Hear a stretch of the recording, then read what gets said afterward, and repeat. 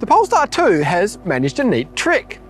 For the second time in 3 years, it secured a highly commended award from Car Sales Car of the Year, proudly presented by Bingle. How could this be?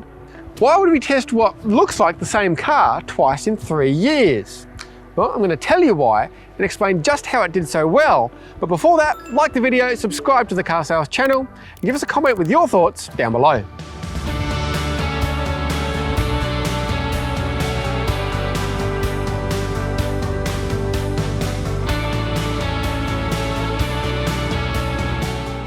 Car Sales Car of the Year is judged using 5 criteria: innovation and technology, practicality and presentation, safety, road testing, and cost of ownership data provided by our friends at Redbook.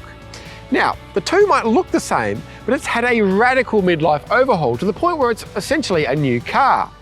More power, much more range, more standard equipment, and a much improved driving experience. So let me run you through the criteria and tell you why it impressed.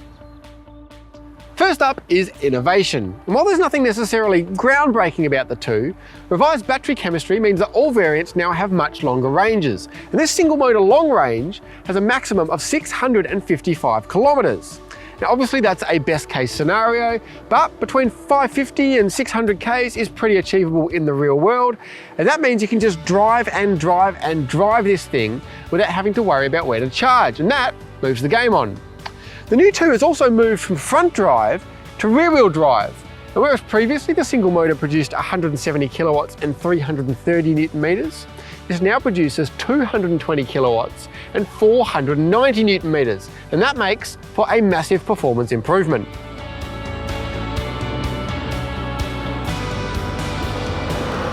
Hop inside and you actually come across the 2's greatest drawback, which sadly can't really be changed.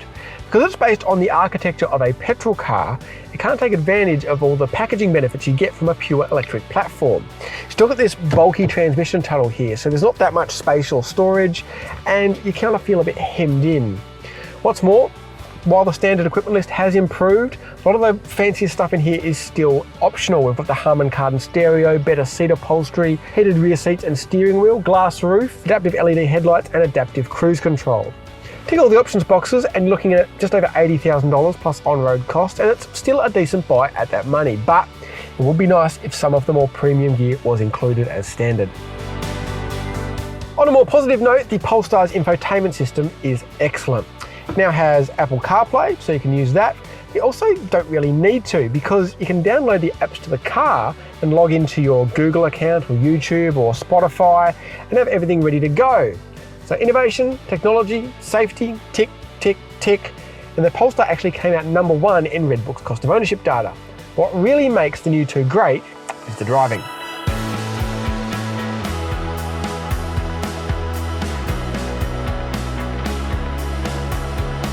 Previously, the single motor 2 was quiet and refined and quite pleasant to drive.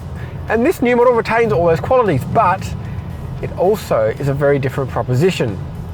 It's now fast, not crazily so, especially as Polestar prefers to feed in the power rather than giving it to you in a big whack, but 6 or so seconds to 100 isn't hanging around. The biggest change, however, is the handling, that switch from powering the front wheels to the rear wheels. This is now a great car to drive. It feels like a premium, sporty, European sedan or hatch that just happens to be electrically powered. Everything is very nicely judged. It's the weighting and rate of response to the steering. Not every judge raved about it, but I reckon it's spot on. The suspension is slightly on the firm side, but you get the handling payoff. The brakes feel great. The stability control is really well tuned. It's just very enjoyable to drive fast or slow.